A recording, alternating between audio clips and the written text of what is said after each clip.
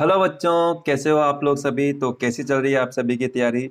I hope आप लोग सभी अच्छे से पढ़ रहे होंगे और अच्छे से तैयारी कर रहे होंगे। और साथ में ही जो भी मैं आपको होमवर्क देता हूँ करने के लिए, उनको भी आप अपनी कॉपी में नोट कर रहे होंगे। तो आपको ऐसे ही नोट करते चलना है और सबसे आगे निकलते चलना है। ठीक है।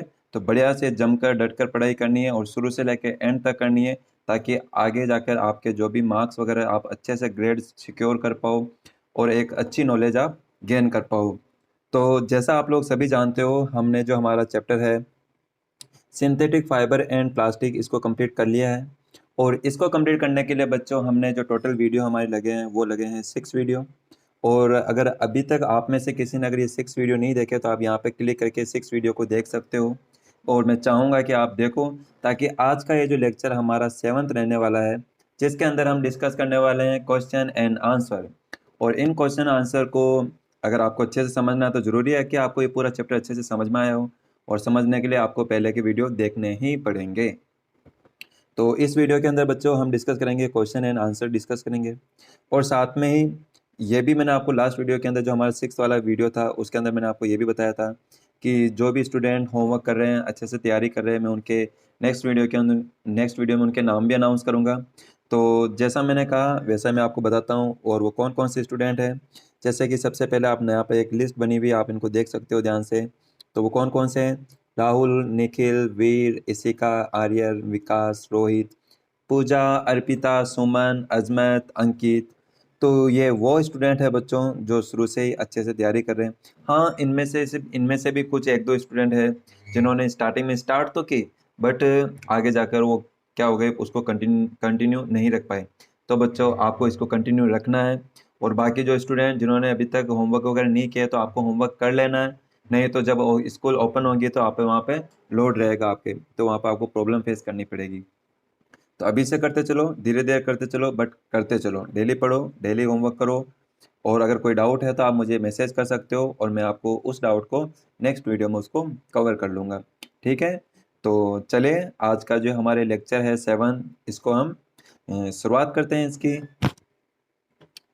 तो बच्चों, जैसा कि हमारा फर्स्ट क्वेश्चन है, अच्छा इसके अंदर क्वेश्चन आंसर हमको करने हैं।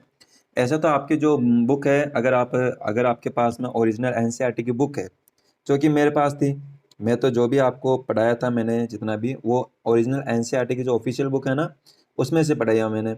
बाकी आपके पास में क्या हो सकता है बच्चों, इसी पे बेस्ड बुक हो सकती है, एनसीईआरटी बेस्ड ही। जिसके अंदर क्या मिलेगा आपको, कुछ अलग मिलेगा आपको, कुछ कंटेंट अलग तो क्या, वो की वही होती है, उसमें से टाइप करके, मतलब उसमें से देख के एज इट इज टाइप कर देते हैं। और साथ में ही वो आपको आपके लिए थोड़ी और हेल्पफुल करने के लिए उसी के अंदर आपके क्वेश्चन आंसर भी दे देते हैं। तो हो सकता है आपकी बुक के अंदर आंसर दे रखे हो, बट जो ओरिजिनल होती है ना बच्चों एनसीईआरटी की, उसके अंदर आंसर नहीं होते हैं। तो उनके आंसर हमको खुद को लिखने होते हैं, या तो बुक में से या फिर खुद की हमकी जो भी हमने नॉलेज गेन की उसके बेसिस पे। तो अगर आपके उसमें लिखे हुए हैं, अगर आपको वो अच्छे लगते हैं, कि आपको अगर समझ में आते हैं, अगर इजी लैंग्वेज लगे, तो आप उनको कर सकते हो। अदरवाइज मैं आपको यहाँ पर करवा रहा हूँ, मैंने खुद ने से भी कोशिश की है इनके अच्छे क्वेश्चन के आंसर, इनके आंसर अच्छे आंसर इनको फाइंड करके आपको प्रोवाइड करने की कोशिश की है। तो यहाँ पे मैंने सारे आंसर लिख लिए हैं, जो भी आपका पूरा चैप्टर है ना, उसको एक पीडीएफ फॉर्म में बना दिया मैंने। और ये जो पीडीएफ फॉर्म है बच्चों, आपको जो आपका अपना जो ग्रुप है ना, व्हाट्सएप ग्रुप, उसके अंदर आपको ये पूरी पीडीएफ मिल जाएगी। तो आप वहाँ से देख के इसको एज इट इज नोट कर लेना। ठीक है। ये सारे क्वेश्चन के आंसर है, तो इनको देख के आप नोट कर सकते हो। अगर कुछ क्लियर नहीं दिख रहे हो, तो आप यहाँ पे जूम करके भी, ऐसे जूम करके भी आप उनको देख सकते हो, आपको क्लियर दिख जाएगा। ठीक है। तो अभी मैं इस वीडियो के अंदर इन क्वेश्चंस को समझाऊंगा कि ये पूछ क्या रहा है, इसका आंसर कैसे हो सकता है। बाकी इनको जो कैसे नोट करना है वो आप इनको डायरेक्ट लिख सकते हो, और चाहो तो अपनी लैंग्वेज बना के भी लिख सकते हो, कोई बड़ी बात नहीं है। ठीक है। तो चलिए फर्स्ट क्वेश्चन देखते हैं। तो बच्चों, फर्स्ट क्वेश्चन के अंदर हमसे पूछ रहा है कि explain why some fibres are called synthetic. बताओ कि कुछ फाइबर होते हैं उनको हम सिंथेटिक फाइबर क्यों बोलते हैं। सिंथेटिक फाइबर इसलिए बोला जाता है क्योंकि बच्चों वो क्या होते हैं, मैन मेड होते हैं, मैन के द्वारा बनाए गए होते हैं। और उनको एक साथ में क्या यूज़ करते हैं, केमिकल यूज़ करते हैं। तो केमिकल की हेल्प से जब भी कोई मैन मेड द्वारा फाइबर बना होता है, तो उसको क्या बोला जाता है, सिंथेटिक फाइबर बोला जाता है, और इसीलिए कहते हैं हम सिंथेटिक फाइबर। तो सिंपल सा क्वेश्चन था। अच्छा, इसके एग्जांपल भी है, नायलॉन, रेयॉन, और भी है इसके, पॉलिस्टर वगैरह हो गया। आप बता सकते हो, पूरा चैप्टर इसी के बारे में था। और इसके बाद में बच्चों आपसे सेकंड क्वेश्चन पूछता है, मार्क द करेक्ट आंसर। आपके पास में क्वेश्चन है, rayon is different from synthetic fibres because, जो रेयन फाइबर है हमारा वो दूसरे सिंथेटिक फाइबर से क्यों अलग है, क्यों डिफरेंट है। तो आपके पास में ऑप्शन है, तो इस ऑप्शन में से आपको बताना है कौन कौन सा है। ए है आपके पास में, ये ए दे रखा है, it has it has a silk like appearance, क्या ये सिल्क की तरह दिखता है। और सेकंड है, it is obtain from wood pulp, it's fibre can also woven like those of natural fibre.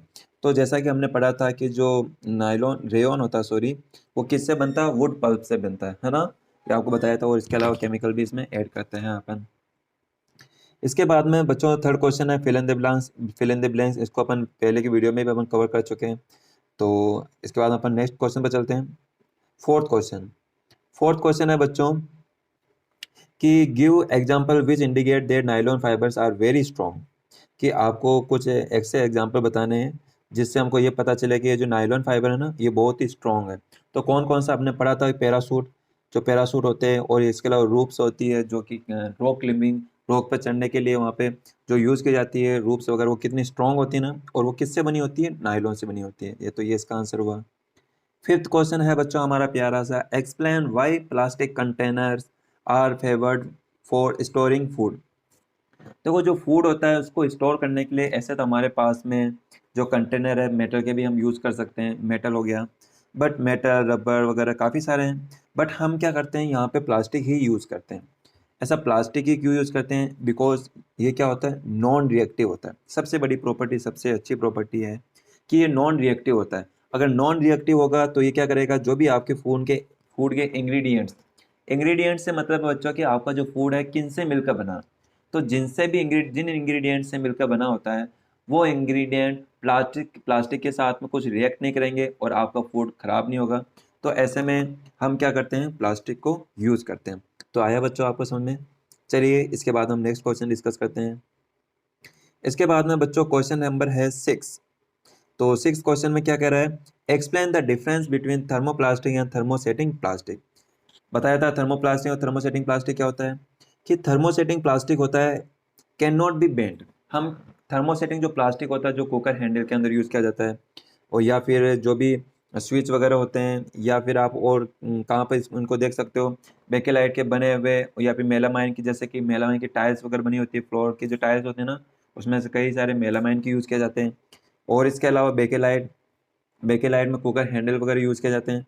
तो अपन अगर इनको बेंड करने की कोशिश करेंगे ना तो इनको चाहकर भी बेंड नहीं कर पाएंगे। और बच्चों अगर आपने बेंड करने की कोशिश की तो ये क्या हो जाएंगे, ब्रेक हो जाएंगे। थर्मोसेटिंग प्लास्टिक क्या हो जाएंगे, ब्रेक हो जाएंगे। बट अगर वहीं अगर मैं बात करता हूँ थर्मोप्लास्टिक की, तो इसमें क्या होता है, it can be bend easily. Thermoplastic को इजीली बेंड किया जा सकता है। और बेंड हम कैसे कर सकते हैं, इनको हीट करके। क्योंकि अगर आप इनको हीट करोगे थर्मोसेटिंग प्लास्टिक को, किनको बच्चों, थर्मोसेटिंग प्लास्टिक को, अगर आप थर्मोसेटिंग प्लास्टिक को अगर आप हीट करते हो तो ये तो क्या करते हैं, वापस सॉफ्टन नहीं होते हैं। सॉफ्टन से मतलब इनका वापस अपन शेप साइज वगैरह चेंज नहीं कर सकते, इसका शेप चेंज नहीं कर सकते, किनका, थर्मोसेटिंग प्लास्टिक का। बट अगर वही बात करें बच्चों थर्मोप्लास्टिक का, तो इनको हम हीट करके इनका टेम्परेचर इंक्रीज करके इनको इजीली हम क्या कर सकते हैं, मोल्ड कर सकते हैं, और इनको अगेन रीसेप कर सकते हैं। रीसेप यानी कि इसका कोई और शेप देख के इनको अपन नया इसका बना सकते हैं अपन। ठीक है, जैसे एग्जांपल पॉलीथीन, पीवीसी वगैरह। पीवीसी जानते हो ना, पॉलीवाइनिल क्लोराइड, फुल फॉर्म याद रखना, very important for the exam point of view. Okay, चलिए नेक्स्ट क्वेश्चन हम डिस्कस करते हैं। क्वेश्चन नंबर है बच्चों 7।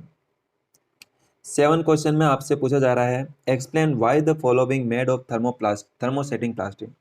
जो नीचे आपको दे रखा है जैसे सॉस पैन हैंडल्स, जो सॉस पैन हैंडल्स होते हैं या फिर आप कुकर हैंडल ले लो, तो उनको थर्मोसेटिंग प्लास्टिक से ही क्यों बनाया जाता है। हम थर्मोप्लास्टिक भी यूज़ कर सकते थे, बट हम यहाँ पे थर्मोप्लास्टिक यूज़ नहीं करके हम यूज़ करते हैं यहाँ पे थर्मोसेटिंग प्लास्टिक।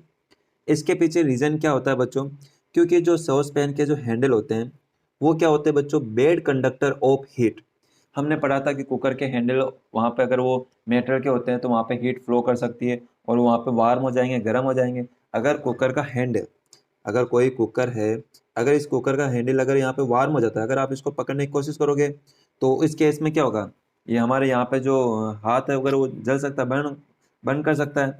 तो ऐसे में अपने हाथ को अपनी सेफ्टी के पर्पज़ से अपन क्या करते हैं, इसको थर्मोसेटिंग प्लास्टिक से बनाते हैं ताकि ये क्या ना हो, ये पिघले ना, मेल्ट ना, मतलब मेल्ट भी ना हो, और यहाँ पे झील इसमें से क्या नहीं हो, हीट फ्लो ना कर सके, ठीक है। तो ये इसका आंसर होगा बच्चों। और सेकंड इसका, सेकंड पूछ रहा है आपसे, बताइए आपकी इलेक्ट्रिक प्लग, स्विच प्लग और स्विचेज वगैरह हो गए, प्लग बोर्ड वगैरह हो गए, तो उनके अंदर हम क्यों यूज करते हैं थर्मोसेटिंग प्लास्टिक? इसके पीछे रीजन बच्चों ये है कि bad conductor of heat and electricity. क्योंकि इनमें क्या होता है, हमको मालूम है जो स्विच वगैरह होते हैं, जैसे भी अगर कोई स्विच वगैरह है, यहाँ पे अगर स्विच के अंदर यहाँ पे होल वगैरह होते हैं ना, स्विच में होल वगैरह होते हैं, तो अगर होल यहाँ पे स्विच मान लेते हैं अपन, तो स्विच के पीछे क्या होती है, वायरिंग होती है, हमको मालूम है वायरिंग वगैरह होती है। अगर वो वायरिंग के अंदर क्या फ्लो करता है, करंट फ्लो करता है। अगर आपका ये जो बना हुआ है स्विच वगैरह है, ये बोर्ड अगर है, अगर ये मेटल का वगैरह होता है या फिर ऐसे किसी इक्विपमेंट से बना होता है कि जिससे करंट फ्लो कर सके, तो अगर आप इसको टच करते हो, अगर आप स्विच ऑफ करने की कोशिश करते हो तो आपको करंट आ जाता है।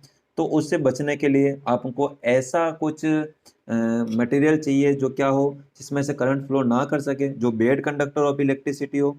तो ऐसे में हम क्या यूज करते हैं, प्लास्टिक यूज करते हैं, थर्मोसेटिंग प्लास्टिक, जिसमें से क्या होता है कि करंट फ्लो नहीं कर सकता है, और करंट फ्लो नहीं करेगा तो आप इजीली वहां पे उसको स्विच ऑन स्विच ऑफ कर सकते हो बिना करंट लगे, ठीक है।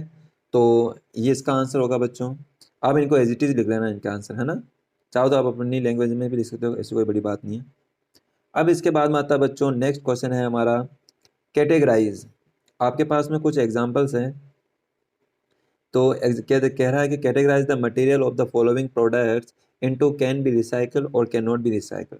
मतलब कि आपको इनमें से ऐसे मटेरियल को यहाँ पे आपको अलग करना है, जिसमें से उनको अलग करना है जिनको आप रिसाइकल कर सकते हो, और उन्हें उनको जिनको आप रिसाइकल नहीं कर सकते। रिसाइकल से मीनिंग है कि उनको फैक्ट्री कंपनीज में लगाकर उनको वापस कुछ उसको वापस ना बना सके अपन।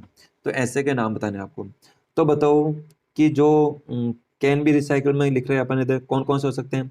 प्लास्टिक चेयर हो सकती है, यस, प्लास्टिक चेयर को आप इजीली मोल्ड कर सकते हो, रीशेप दे सकते हो उसको। प्लास्टिक बॉल हो सकता है, प्लास्टिक टॉयज वगैरह हो गए, the plastic covering electrical wire हो गए, कैरिंग बैग वगैरह हो गए। तो इनको आप वापस रिसाइकिल कर सकते हो। रिसाइकिल मतलब इनको वापस फैक्ट्रीज इंडस्ट्रीज के थ्रू इनको वापस अपन नया शेप दे सकते हैं, इनसे नई चीज़ बना सकते हैं। बट अगर वहीं बात करूँ इनकी, जैसे कुकर हैंडल, इलेक्ट्रिकल स्विच या टेलीफोन, तो इनको वापस से इनको रिसाइकिल कर पाना मुश्किल होता है, इनको हम इजीली रिसाइकिल नहीं कर पाते हैं। तो ये इसका आंसर हुआ बच्चों। कर लोगे आपको, हाँ ये टेबल टेबल बना के ही करना आपको, इनका आंसर है ना, ऐसे टेबल फॉर्म में करना है। चलिए इसके बाद में नेक्स्ट क्वेश्चन हम डिस्कस करें। तो इसके बाद है बच्चों क्वेश्चन नंबर 9, और 9 में हमसे कहता है, क्या कहता है क्वेश्चन, क्वेश्चन में ये आपसे पूछता है कि Rana wants to buy shirt for summer, summer should he buy cotton shirt और shirt made from synthetic material, advise Rana giving your reason. Rana आपका फ्रेंड ही मान लो, आपका कोई दोस्त मान लो, और वो चाह रहा है कि समर समर जब गर्मी का सीजन होता है तो उसके अंदर वो कोई शर्ट परचेज करना चाहता है। अब आपको being a good student, being a good friend, आपको एक अच्छे फ्रेंड होने के नाते आपको आपके फ्रेंड को एडवाइस देनी है कि उसको कौन से टाइप के मटेरियल से बने हुए क्लॉथ को वियर करना चाहिए, कौन से टाइप के क्लॉथ उसको खरीदना चाहिए। क्या उसको कॉटन से बनी हुई शर्ट खरीदनी चाहिए, या फिर उसको सिंथेटिक मटेरियल से बनी हुई शर्ट खरीदनी चाहिए। समर सीजन है, कॉटन पहनना है या सिंथेटिक मटेरियल पहनना है, तो आप उसको क्या एडवाइस दोगे, बता सकते हो आप? तो मैं बता सकता हूँ आपको, अगर आप भी बता सकते हो तो मुझे बताना, देखें मैसेज करके बताना। बाकी यहाँ पे इसका जो आंसर होगा बच्चों, चलो इस क्वेश्चन का आंसर आप खुद सोचने की कोशिश करना, ऐसा तो यहाँ पे लिखा हुआ है, चलो बता ही देता हूँ मैं आपको। क्या है कि हम क्या करेंगे बच्चों, जो हमारा राना है, हमारा प्यारा सा दोस्त, उसको कहेंगे भाई साहब कि फ्रेंड दोस्त, आपको क्या करनी चाहिए, कॉटन वाली शर्ट खरीदनी चाहिए। कॉटन वाली क्यों होती है, कॉटन वाली क्यों, कॉटन समझ रहे हो आप, जो रुई कपास जो होता है उसको कॉटन बोलते हैं इंग्लिश के अंदर। तो कॉटन का ही इसलिए क्योंकि अगर आपने कॉटन की शर्ट पहन रखी होती है, तो कॉटन की जो कॉटन फाइबर होता है उसकी वो एक तो नेचुरल फाइबर है, और उसकी सबसे बड़ी प्रॉपर्टी क्या होती है कि वो क्या कर सकता है कि जो भी वाटर वगैरह होता है, जैसे अगर ये कोई शर्ट है, शर्ट गलत बन गई, चलो कोई बात नहीं वापस बनाते हैं। अगर ये कोई शर्ट है, अगर इस शर्ट में अगर आप क्या करते हो, इसको सिंक करते हो, इसको अगर आप किस में डुबोते हो, पानी में डुबोते हो, ये पानी में डुबोया भाई साहब। अगर इसको पानी में आप डुबोते हो ना, तो ये क्या करेगा, अगर कॉटन से बनी हुई है तो ये वाटर को एब्जॉर्ब कर लेगा, और ज़्यादा एब्जॉर्ब कर पाएगा बजाय के सिंथेटिक मटेरियल से। और हमको ऐसे भी मालूम है कि जो गर्मी का सीज़न होता है, उस समय गर्मी के सीज़न में आपको जो स्वेट वगैरह होता है वो बहुत ज़्यादा आता है, पसीना वगैरह वो बहुत ज़्यादा आता है। तो ऐसे में ज़रूरी है ना कि आपकी बॉडी से जो पसीना, जो स्वेट वगैरह वहाँ से निकल रहा है, उसको आपका जो क्लॉथ उसको एब्ज़ॉर्ब कर ले, और एब्ज़ॉर्ब करके उसको जो सराउंडिंग है, अपना जो एनवायरनमेंट है, उसके अंदर उसको इवैपोरेट करवा दे उसको। तो पहले उसको सक करेगा, उसमें से जो भी आपकी बॉडी में जो भी स्वेट निकल रहा है, पसीना निकल रहा है, उसको पहले एब्ज़ॉर्ब करेगा, और एब्ज़ॉर्ब करने के बाद में उसको एनवायरनमेंट में उसको एक्सपोज़ करेगा। तो अगर कॉटन है तो इज़िली एब्ज़ॉर्ब कर लेगा और अच्छे से एब्ज़ॉर्ब कर पाएगा। बट अगर बात करें बच्चों किसकी? सिंथेटिक मटेरियल की। किसकी बात करें हम? सिंथेटिक मटेरियल की। गायब हो गया? कोई बात नहीं, वापस ले आते हैं। अगर बात करूँ मैं, कहाँ पे गया हमारा प्यारा सा? चलो ऊपर चला गया, अच्छा यहीं पे रहा। अगर मैं बात करूँ, 1 मिनट, यस। हाँ, तो अगर मैं बात करूँ सिंथेटिक मटेरियल की, तो सिंथेटिक मटेरियल में ऐसा नहीं होता। वो इज़िली जो बॉडी के अंदर जो स्वेट वगैरह जो निकल रहा होता है, पसीना वगैरह, उसको एब्ज़ॉर्ब नहीं कर पाता है। और एब्ज़ॉर्ब नहीं कर पाएगा तो फिर आपको कैसा होगा? आपको वो जो शर्ट पहन रखी होगी, आपको अनकम्फ़र्टेबल लगेगी, आपको थोड़ी इरिटेशन भी हो सकती है, आपको पसीना-पसीना आप में से स्मेल आने लग जाएगी आपकी, है ना? आपके पास में आपका दोस्त भी नहीं बैठना चाहेगा फिर। तो यही इसका आंसर होगा बच्चों। अब इसके बाद में हम डिस्कस करते हैं नेक्स्ट क्वेश्चन। देखो बच्चों, इसके बाद में हम डिस्कस करते हैं क्वेश्चन नंबर 10, जिसमें आपसे पूछ रहा है give example to show that plastic are non corrosive in nature. Non corrosive से मीनिंग क्या है कि नॉन रिएक्टिव, की मतलब उस पे नॉन कोरोजिव से मतलब कि यहाँ पे कोई उस पे कोरोजन ना हो, उस पे जंग ना लगे। जैसे मेटल के साथ होता है ना, अगर कोई आयरन मेटल है, अगर आयरन मेटल को अगर अपन ओपन रखते रहते हैं, ओपन एयर में अगर रख भी दे अपन, तो वो क्या कर सकता है कि एयर के साथ जो उसके अंदर वाटर प्रेजेंट होता है, जो मॉइस्चर होती है, मॉइस्चर यानी कि नमी, उसके अंदर जो वाटर वेपर होती है, वो वाटर वेपर के साथ में एयर के साथ में रिएक्ट करके उस पर क्या हो जाता है? कोरोजन लग जाता है। कोरोजन यानी कि जंग लगना होता है ना, जंग लग जाता है। तो क्या प्लास्टिक के साथ भी ऐसा होता है क्या? ऐसा नहीं होता प्लास्टिक के साथ। तो अब आपको इसी का एग्जाम्पल पूछ रहा है, तो बताओ एग्जाम्पल क्या होगा? तो सिंपल सा एग्जांपल इसका तो यही एग्जांपल आप लिख सकते हो कि the cleaning chemical that we we use at home are stored in plastic bottle. हमको मालूम है जो भी क्लीनिंग केमिकल वगैरह अपन यूज़ करते हैं वो किसके अंदर यूज़ करते हैं? प्लास्टिक बोतल में तो करते हैं अपन। चाहे वो कोई सा भी आइटम वगैरह हो, चाहे मेडिसिन ही होगी, मेडिसिन भी ज़्यादातर किसके अंदर रखी जाती है? प्लास्टिक उसके अंदर रखी जाती है। तो प्लास्टिक से बने हुए बोतल वगैरह उन्हीं के अंदर रखी जाती है। तो क्या उसके साथ रिएक्ट कर जाती है? अगर रिएक्ट करती है तो फिर हम उन टेबलेट्स वगैरह को, या फिर उन जो भी उसके अंदर सिरप वगैरह होता है उनको हम टेक नहीं करते हैं, नहीं करते हैं ना मेडिसिन को हम। तो यही है कि ये नॉन रिएक्टिव होती है, नॉन कोरोसिव होती है। ठीक है, तो ध्यान रखोगे आप लोग इसका। चलिए बच्चों, इसके बाद में हम नेक्स्ट क्वेश्चन को हम डिस्कस करते हैं। ठीक है, थोड़ा अपन इसका कलर चेंज कर लेते हैं क्योंकि सेम सेम सा कलर हो रहा है ना? कोई बात नहीं, चलो येलो कलर ले लेते हैं, येलो कलर। तो बच्चों, इसके बाद में हमारा है क्वेश्चन नंबर, 1 मिनट, ये तो बहुत ही, चलो पिंक ले लेते हैं, पिंक ले लें, यस। तो बच्चों, इसके बाद में है क्वेश्चन नंबर हमारे पास में है 11। 11 क्वेश्चन में क्या कह रहा है? Should the handle and bristles of tooth brush be made of the same material? Explain your answer. क्या हमको ऐसा करना चाहिए? अच्छा, तो हैंडल, हैंडल तो जानते हो टूथ ब्रश होता है, टूथ ब्रश के अंदर भी कई सारी चीज़ें होती हैं। मतलब क्या क्या होता है टूथ ब्रश में? जैसे कि अगर ये कोई ब्रश है, टूथ ब्रश, यस, अगर मैं इसको मानूं, ये ले लिया हमने प्यारा सा, बना ही देता हूँ मैं टूथ ब्रश, टेंशन क्यों ले रहे हो आप लोग? जैसे कि, यस, ये हो गया बच्चों हमारा प्यारा सा टूथ ब्रश। करते हो आप लोग? करना जरूरी है, नहीं करोगे तो क्या होंगे? आपके जो टीथ हैं वो खराब हो जाएंगे। उसके अंदर जो खाना आप जब अभी खाना खाते हैं ना, खाना खाने के बाद में हमको टूथ ब्रश करना चाहिए। अगर हम नहीं करते तो हमारे बैक्टीरिया जो होते हैं माउथ के, वो अपने मतलब कि जो क्या कहते हैं, जो बैक्टीरिया रहते हैं माउथ के अंदर, वो अपने खाने के साथ में, फूड के साथ में मिलकर उसको क्या बना देते हैं? पॉइजनस बना देते हैं और अपने टीथ को ख़राब कर देते हैं। और फिर इससे जल्दी हमारे टीथ ब्रेक होने लग जाते हैं। तो इसलिए टीथ ब्रश करना वेरी इंपॉर्टेंट है हमारे लिए। तो चलो क्वेश्चन पे आ जाते हैं हमारे पास। तो क्वेश्चन में ये कह रहा है कि जो, अब देखो जो टूथ ब्रश होता है उसमें क्या क्या क्या होता है? एक तो इसका हैंडल होता है जिससे आप पकड़ते हो। दूसरे क्या होते हैं इसके? ये आपको दिख रहे होंगे इसके जो ब्रिस्टल है, ब्रिस्टल ये है ना, इसके जो ऊपर नहीं ब्रिस्टल, इनको ब्रिस्टल बोला जाता है। तो क्या ये दोनों सेम मटेरियल से बने हुए होने चाहिए क्या? बताओ, क्या दोनों सेम मटेरियल से बने होने चाहिए क्या? क्या लगता है आपको ये आंसर सही है या नहीं है? बताओ आप लोग, दिमाग लगाओ थोड़ा, सही है क्या? तो मैं तो कहूँगा सही नहीं है। क्यों नहीं है? क्योंकि ये वाला जो ब्रिस्टल है ना इनके, ये तो कैसे होने चाहिए बच्चों, थोड़े सॉफ्ट होने चाहिए, और जो हैंडल है वो थोड़ा टाइट होना चाहिए। क्योंकि अगर ये भी सॉफ्ट हुआ, ये भी सॉफ्ट हुआ, ये भी सॉफ्ट हुआ, तो आप उसको अच्छे से टाइटली उसको कैच कैसे कर पाओगे, उसको पकड़ नहीं पाओगे आप उसको, क्योंकि उसको होल्ड करना भी जरूरी है अपन को, इसको ब्रश को, है ना। अगर आप ब्रश को होल्ड नहीं करोगे तो फिर आप उसको पकड़, अगर वो इजीली अगर यहाँ से मूव करने लग गया, अगर यहाँ से मूव करने लग गया तो आप जो आपके जो टूथ को आपको जो ब्रश करना वो सही से कर नहीं पाओगे। तो ज़रूरी है ये दोनों सेम मटेरियल के नहीं होने चाहिए। अच्छा, अगर अपन दोनों को सॉफ्ट ना ले, अगर दोनों को टाइट ले ले तो तब भी हमको प्रॉब्लम फेस करनी पड़ेगी। क्यों प्रॉब्लम फेस करनी पड़ेगी? क्योंकि अगर दोनों को अगर आपने उसको टाइट ले लिया, जैसे अगर इसका हैंडल है और इसके जो ये इसके जो ब्रिस्टल है, अगर इन दोनों को टाइट कर लिया आपने, टाइट मान लिया, तो ये पकड़ने में तो ठीक है, आसानी से पकड़ लोगे, बट जब बात करोगे आपके टीथ को आप ब्रश करने की, तो उस केस में आपके जो भी ये आपके जो है ना, क्या बोलते हैं इनको, आपके जम्स वगैरह में से, आपके जम्स वगैरह में से क्या होने लग जाएगा, उसमें से ब्लीडिंग वगैरह हो सकती है, आपके मसूड़े वगैरह में से ब्लीडिंग हो सकती है ना आपके टीथ को, आपको वहाँ पे वो आपके लिए हार्मफुल हो सकता है। तो इतने टाइट भी नहीं होने चाहिए, कड़क भी नहीं होने चाहिए, आपके सॉफ्ट होने चाहिए, ये सॉफ्ट होने चाहिए और ये हमारा टाइट होना चाहिए हैंडल, ठीक है। इसलिए हम डिफरेंट डिफरेंट मटेरियल से हम उसको बनाते हैं, ठीक है। जब आप इसको क्वेश्चन की पढ़ोगे ना आंसर की लैंग्वेज, तो आपको इजीली समझ में आ जाएगा। आपको ये जो समझा रहा हूँ वही लिखा हुआ है इसके अंदर, है ना, कोई नई चीज़ नहीं बता रहा हूँ मैं आपको। चलिए बच्चों, इसके बाद में हम नेक्स्ट क्वेश्चन को देखते हैं।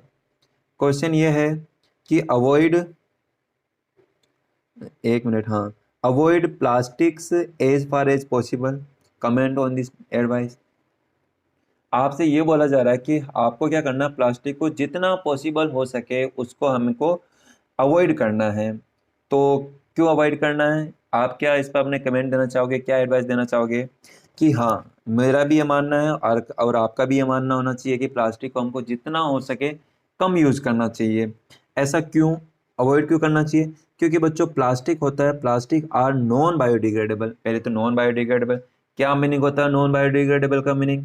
मैंने अच्छे से बताया तो आपको। नॉन बायोडिग्रेडेबल उनको बोलते हैं जो इजीली क्या ना हो सके, डीकम्पोज ना हो सके। क्या नहीं हो सके बच्चों? डीकम्पोज, है ना। डीकम्पोज क्या होता है बताया था, कि स्मॉल स्मॉल पार्ट में ब्रेक ना हो सके, नेचुरली ब्रेक ना हो सके। नेचुरली यानी कि जो बैक्टीरिया वगैरह हो गए, अगर वो बैक्टीरिया, छोटे छोटे इंसेक्ट वगैरह जो होते हैं, अगर उसको इजीली अगर उसको ब्रेक नहीं कर पा रहे हैं, तो ऐसे में वो कौन से होंगे? Non biodegradable. तो सबसे पहला नुकसान होता है कि नॉन बायोडिग्रेडेबल होते हैं। Second thing, once introduce into the environment they cause pollution, और ये पॉल्यूशन भी करते हैं। एयर पॉल्यूशन होता है इससे, वाटर पॉल्यूशन भी होता है। और इसके अलावा ये क्या करते हैं, जो प्लास्टिक बैग होते हैं अगर अपन उनको गार्बेज वगैरह के अंदर उसको थ्रो करते हैं, तो जो एनिमल वगैरह होते हैं उनको जब वो क्या करते हैं, उन प्लास्टिक को क्या कहते हैं, स्वेलोड, यानी उसको जब उसको निगलते हैं तो उनका जो रेस्पिरेटरी सिस्टम को जाकर क्या कर देते हैं, चोक कर देते हैं। चोक यानी कि उसको मतलब कि अंदर फंस जाना, अटका देते हैं अच्छे से, फिर वो ब्रीथिंग नहीं कर पाएंगे, अच्छे से फूड टेक नहीं कर पाएंगे, तो ऐसे में क्या हो सकती है, उनकी डेथ हो सकती है। अब आप देख रहे हो सर फोर्थ पॉइंट, या फोर्थ पॉइंट में गलती से लिखने आ गया, ठीक है, 3 पॉइंट काफ़ी इसके।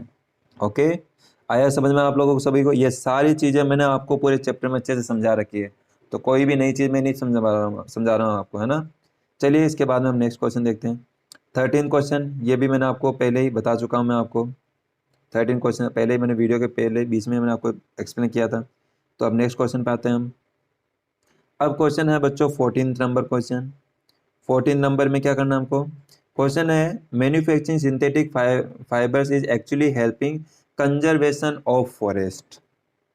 क्या मायने हुआ, क्या क्या इसका मीनिंग क्या हुआ? ये कहना चाह रहा है कि मैन्युफैक्चरिंग सिंथेटिक फाइबर्स, कि जो हम सिंथेटिक फाइबर की जो मैन्युफैक्चरिंग करते हैं, मैन्युफैक्चरिंग मतलब जानते हो ना, कि बनाना, किसी चीज़ को जो बनाना, मैन्युफैक्चर करना, उसी को क्या बोलते जाते हैं? मैन्युफैक्चरिंग। तो ये क्या कह रहा है कि जो सिंथेटिक फाइबर होती है उसकी जो हम मैन्युफैक्चरिंग करते हैं, वो एक्चुअली में हेल्पिंग कर रहा होता है अपने एनवायरनमेंट को, अपने जो फॉरेस्ट होता है उसको कंजर्व करने में। किसको? फॉरेस्ट को कंजर्व करने। अब आपके डाउट आ रहा है कि कंजर्व का मीनिंग क्या हो गया सर, ये न्यू टर्म आ गया हमारे पास में। तो कंजर्वेशन तो बच्चों कोई न्यू टर्म नहीं है, बताता हूँ मैं आपको। अगर आपने छोटी क्लास में शायद आपने पढ़ा हो, 6th क्लास 7th क्लास में आपने इसके बारे में नहीं पढ़ा तो भी कोई बात नहीं, मैं बताता हूँ। तो टर्म क्या थी आपके, कंजर्वेशन। तो क्या होता है conservation of forest? Conservation of forest का मीनिंग है बच्चों कि उसको सही तरीके से प्रॉपर वे में उसको यूज़ करना, उसको हार्मफुल, उसको उस पर कोई ऐसा इफेक्ट नहीं पड़ना, उस पर हार्मफुल इफेक्ट नहीं पड़ना, मतलब उसका नुकसान नहीं करना। अगर आप किसी चीज़ को बचा के रख रहे हो, सही तरीके से उसका यूज़ कर रहे हो, उसको मतलब कि अच्छे से उसको यूटिलाइज कर रहे हो, गलत तरीके से उसका यूज़ नहीं कर रहे हो, तो वो उसका कंजर्व कर रहे हो आप। क्या कर रहे हो? कंजर्व कर रहे हो। कंजर्व करने की कई तरह, एक तरह से ये समझ सकते हो उसको प्रोटेक्ट करना। तो अब यहाँ पे क्वेश्चन अराइज हो रहा है कि सर एक साइड तो हम कहते हैं कि प्लास्टिक जो होता है वो हमारे एनवायरनमेंट के लिए हार्मफुल है, वो हमारे एनवायरनमेंट को नुकसान पहुंचा रहा है। और यहाँ पे आप ये बात कर रहे हो कि जो प्लास्टिक की अगर हम मैन्युफैक्चरिंग करते हैं, अगर सिंथेटिक फाइबर बनाते हैं, तो जो सिंथेटिक फाइबर होता है कहीं ना कहीं क्या करता है, हमारे फॉरेस्ट को कंजर्व करता है, क्या करता है, उसको प्रोटेक्ट करता है। तो अब ये कैसी बात होगी, दो दो बातें एक साथ कैसे हो सकती है? तो बच्चों हो सकता है, कैसे हो सकता है मैं आपको बताता हूँ। देखो, अगर आप चाहते हो कि अगर आपको चाहिए, अगर आपकी इच्छा करती है, क्या करती है, इच्छा, इच्छा क्या करती है कि अगर आप चाहते हो कि आपको जो क्लॉथ पहनने हैं, आप जो क्लॉथ पहनना चाहते हो वो पहनना चाहते हो नेचुरल फाइबर के, किसके, नेचुरल फाइबर। समझ सकते हो कॉटन से समझ सकते हो आप लोग, या फिर आप ये समझ सकते हो कि सिल्क से समझ सकते हो, या फिर कोई जूट वगैरह का हो गया उनसे। तो अगर आप नेचुरल फाइबर के पहनना चाहते हो क्लॉथ वगैरह, या नेचुरल फाइबर को यूज़ करना चाहते हो, तो ये नेचुरल फाइबर हमको मिलेगा कहाँ से? फॉरेस्ट से ही तो मिलेगा हमको। क्योंकि जो प्लांट वगैरह होंगे, जो भी वो ट्रीज वगैरह होंगे, वो कहाँ पर प्रेजेंट होते हैं, फॉरेस्ट में प्रेजेंट होते हैं। और जो एनिमल वगैरह होते हैं वो भी अधिकांशतः फॉरेस्ट के ही है, वो पार्ट है। तो अगर आप उनको फॉरेस्ट से लेकर आते हो, अगर तो उसके लिए आपको क्या करना पड़ेगा, प्लांट वगैरह फॉरेस्ट वगैरह को वहाँ पर कट करना पड़ेगा। अगर आप फॉरेस्ट को कट करते हो तो वहाँ पर नुकसान पहुँचा रहे हो। तो अगर आप नेचुरल फाइबर अगर यूज़ करना चाहते हो तो आपको फॉरेस्ट को क्या करना पड़ेगा, फॉरेस्ट को यूज़ करना पड़ेगा। और फॉरेस्ट को यूज़ किया तो फिर फॉरेस्ट के जो ट्री वगैरह वो उसके क्या होंगे, डिक्रीज होते जाएंगे, कम होते जाएंगे। तो ऐसे में क्या कर सकते हैं हम, इसका नेचुरल फाइबर का कुछ अल्टरनेट ढूंढें, कोई इसका दूसरा उपाय देखें। और दूसरा उपाय क्या है इसका बच्चों, सिंथेटिक फाइबर। हम क्यों ना नेचुरल फाइबर की जगह सिंथेटिक फाइबर का यूज़ करके फॉरेस्ट को प्रोटेक्ट कर सकते हैं, उसको बचा सकते हैं, हम इजीली बचा सकते हैं ना। तो यहाँ पे बच्चों ये जो आंसर है इसका, या फिर अपन जो अभी यहाँ पे असमंजस में मतलब कंफ्यूज हो गए हैं कि क्या करें सर, प्लास्टिक या सिंथेटिक फाइबर यूज़ करना चाहिए या नहीं करना चाहिए, क्या करें हम? तो बच्चे इसको यूज़ करें बट एक लिमिटेड वे में। हमने बताया ना आपको 5R प्रिंसिपल को फॉलो करना चाहिए, कि उसको रीयूज़ करें, बार बार यूज़ करें सिंथेटिक फाइबर को, है ना। कई सारे उसमें पढ़े, रीयूज हो गया, रिसाइकल वगैरह हो गया, है ना, रिकवर वगैरह हो गया, पढ़ा था हमने। तो 5R प्रिंसिपल को फॉलो करके हम अपने सिंथेटिक फाइबर को अच्छे तरीके से यूज़ करें। चलिए बच्चों, इसके बाद में हम नेक्स्ट क्वेश्चन को डिस्कस करते हैं। और क्वेश्चन क्या है हमारे पास में, डेस्क्राइब डेस्क्राइब एन एक्टिविटी। अच्छा, लास्ट क्वेश्चन आ गया क्या हमारे पास में? Yes, here is your last question. Question number 15. Describe an activity so that thermoplastic is poor conductor of electricity. अब हमको ये तो मालूम है बच्चों कि जो थर्मोप्लास्टिक होता है वो क्या होता है कि बेड कंडक्टर होता है, पुअर कंडक्टर होता है। बेड कंडक्टर और पुअर कंडक्टर दोनों का मीनिंग एक ही है, इस चीज़ का ध्यान रखना, कंफ्यूज मत होना। चाहे पुअर कंडक्टर बोलो चाहे बेड कंडक्टर बोलो, बात एक ही है। Poor conductor of electricity, poor conductor of electricity it means क्या है कि जिसमें से इलेक्ट्रिसिटी क्या नहीं कर सके, फ्लो नहीं कर सके। अगर किसी चीज़ में से अगर इलेक्ट्रिसिटी फ्लो नहीं कर रही तो वो पुअर कंडक्टर ऑफ इलेक्ट्रिसिटी हुआ। तो अब ये कह रहा है कि बताओ कि ऐसी कोई एक्टिविटी करके दिखाओ जिससे थर्मोप्लास्टिक हमको मालूम चल जाए कि हाँ ये इसमें पुअर कंडक्टर होता है, इसमें से इलेक्ट्रिसिटी फ्लो नहीं करती। तो इसके लिए क्या किया जाता है, एक एक्टिविटी करते हैं। एक्टिविटी में क्या करते हैं, हम कुछ मटेरियल ले लेते हैं, कुछ लेते हैं, पार्ट्स वगैरह लेते हैं अपन। कौन कौन से ले रहे हैं अपन, एक तो हमने ली, टू एक्टिविटी करेंगे यहाँ पे बच्चों, टू एक्टिविटी यहाँ परफॉर्म करेंगे। एक के अंदर तो हमको क्या करना है कि एक मेटल की रोड लेनी है, एक वायर लेना है, कॉपर वायर ले सकते हो जिसमें करंट फ्लो करे, एक बल्ब ले सकते हो, स्विच ले सकते, यहाँ पे स्विच ले सकते हो। अब आपको क्या करना है, अगर ये जो वायर है, इस वायर को वन एंड को हमने क्या किया, देखो वापस देखो, हम क्या करते हैं, ये जो वायर है, इस वायर को, ये हमारे पास में क्या मेटल की कोई रोड है, इस रोड के वन एंड को हम क्या करते हैं, इस वायर से हमने कनेक्ट कर दिया। इधर भी क्या करते हैं, मेटल के दूसरे एंड को भी वायर से कनेक्ट करते हैं। और बीच में हम यहाँ पे क्या लें, स्विच लगाते हैं। स्विच को फिर हम यहाँ से इस वायर को इस बल्ब से कनेक्ट करते हैं।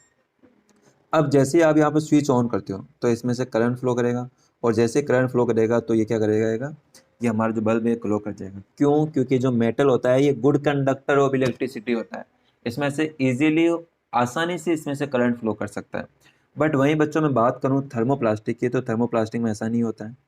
थर्मोप्लास्टिक में क्या होता है, अगर यहाँ पर अगर आप कोई प्लास्टिक लेते हो, प्लास्टिक के वन एंड को यहाँ पे वायर से कनेक्ट किया, दूसरे को वायर से कनेक्ट किया, और बीच में यहाँ पे आपने स्विच लिया। अब यहाँ पर अगर आप पावर स्विच ऑन करोगे ना, तो यहाँ पे ये जो बल्ब है ये ग्लो नहीं करेगा। ये ग्लो नहीं कर रहा है यानी कि ये लाइट नहीं दे रहा है, इट मीन्स इसमें से करंट फ्लो नहीं कर रहा है। और करंट फ्लो नहीं कर रहा तो इट मीन्स हम समझ सकते हैं कि ये क्या है हमारा, पुअर कंडक्टर ऑफ इलेक्ट्रिसिटी। क्या है बच्चों? Poor conductor of electricity. तो इसके मैंने कुछ थ्योरी भी लिखी हुई है, तो आप इसको देख के नोट कर सकते हो। ठीक है, तो बच्चों ये हो गए इसके क्वेश्चन आंसर। अब आपके दिमाग में आ रहा है कि सर हम करें क्या, कॉपी में क्या क्या करें, क्या हमको सारा करना होगा क्या? तो मैं बता देता हूँ आपको कौन कौन से करने हैं। चलिए, कौन कौन से क्वेश्चन आपको कॉपी में करने हैं। तो क्वेश्चन नंबर फर्स्ट ये आपको करना है। क्वेश्चन नंबर सेकंड ये नहीं करना, क्योंकि मैंने आपको पहले ही करवा दिया वीडियो के बीच में। अगर आप करना चाहो तो कर सकते हो, कोई प्रॉब्लम नहीं। देखो बच्चों, जितने भी क्वेश्चन अगर वापस करना चाहो तो आप कर सकते हो, कोई प्रॉब्लम नहीं है। बट अगर आप चाहते हो, आपको लगता है कि सर काम बहुत ज़्यादा है, तो मैं आपको जो क्वेश्चन पहले कर रखे उनको वापस नहीं करना पड़ूंगा। ठीक है, अगर आपके नोट्स में भी आ गए ना तो उनको भी वापस करने की कोई ज़रूरत नहीं है आपको। तो सेकेंड वाला क्वेश्चन नहीं करना है। और इसके अलावा अगर मैं बात करूँ, थर्ड नंबर क्वेश्चन, थर्ड भी नहीं करना है, पहले ही आ गया हमारा। फोर्थ वाला question, gives example very strong, fourth वाला भी नहीं करना, आ गया हमारा। एक्सप्लेन वाई पर ये कर लेना, फिफ्थ वाला कर लेना। ठीक है, और इसके बाद में नेक्स्ट देखें, इसके बाद में देखते हैं अपन यस सिक्स्थ नंबर क्वेश्चन। तो सिक्स नंबर क्वेश्चन बच्चों कर लेना। ऐसा आपने लिखा होगा थर्मोसेटिंग थर्मोप्लास्टिक के बारे में, लेकिन ऐसे टेबल बना के नहीं लिखा होगा, तो ये क्वेश्चन कर लेना ताकि इजी रहे आपके लिए। हाँ, सेवन्थ क्वेश्चन भी करना है आपको, और इसके बाद में एट्थ क्वेश्चन भी करना है, टेबल बना के करनी है आपको। ठीक है, एट्थ क्वेश्चन भी करना है। आंसर इनके लिख रखे आप एज इट इज लिख सकते हो। नाइन्थ क्वेश्चन ये भी करना, वेरी इंपॉर्टेंट है ये तो, कि क्यों कॉपर कॉटन यूज किया जाता है। टेंथ वाला क्वेश्चन कोरोजिव इन नेचर कर लेना, चलो। 11th क्वेश्चन ये भी इंपॉर्टेंट है, नया क्वेश्चन है, अलग है, तो करना जरूरी है हमारे लिए। यस बच्चों, इसके बाद में है क्वेश्चन नंबर 12। इसको करने की जरूरत नहीं है, क्योंकि हम पहले पढ़ चुके हैं कि क्यों ऐसा जरूरी है, कि क्या क्या इसके हमको क्यों अवॉइड करना चाहिए, सारे अपन पहले लिख चुके हैं, तो 12 करने की जरूरत नहीं है आपको। इसके बाद में 13 नंबर क्वेश्चन, ये भी आप पहले कर चुके हैं, तो इसको वापस करने की कोई ज़रूरत नहीं है आपको। ठीक है, 13 नहीं करो, कोई प्रॉब्लम नहीं है। इसके बाद में क्वेश्चन नंबर 14 वाला क्वेश्चन करना है बच्चों आपको। और इसके बाद में 15 क्वेश्चन देखें, 15 क्वेश्चन भी बच्चों करना है आपको। तो आप इसके अंदर ये डायग्राम भी बना लेना। ठीक है, दोनों डायग्राम बना लेना। तो बच्चों, कैसी लगी वीडियो? आपको अच्छी लगी? और अच्छी लगी तो प्लीज़ इस वीडियो को आपको क्या करना है, लाइक करना है आपको। देखो नीचे लाइक लाइक दिख रहा होगा आपको, वहाँ पर लाइक करो। और चैनल को अगर अभी तक आपने सब्सक्राइब नहीं किया तो सब्सक्राइब कर लो। और जो भी आपके फ्रेंड वगैरह उनको बता दो कि भाई सर ने ये फर्स्ट चैप्टर कंप्लीट हो गया, क्वेश्चन आंसर भी हो गए इसके। तो और अब जो हमारा होगा नेक्स्ट जो वीडियो होगा, हम उसके अंदर न्यू चैप्टर हम इसमें स्टार्ट करेंगे। चल ठीक है। और इसके साथ ही बच्चों, आपको ये जो पीडीएफ है ना, ये आपको एज इट इज मैं आप उसके अंदर वीडियो के अंदर डाल दूँगा, मैं अपने ग्रुप में डाल दूंगा, तो वहाँ से देख के लिख लेना आप लोग। ठीक है, तो आज के लिए इतना ही करें। तो चलिए बच्चों, अब आप अपना ध्यान रखिए और अपने वर्क को कंप्लीट कीजिए। तो okay, bye and take care.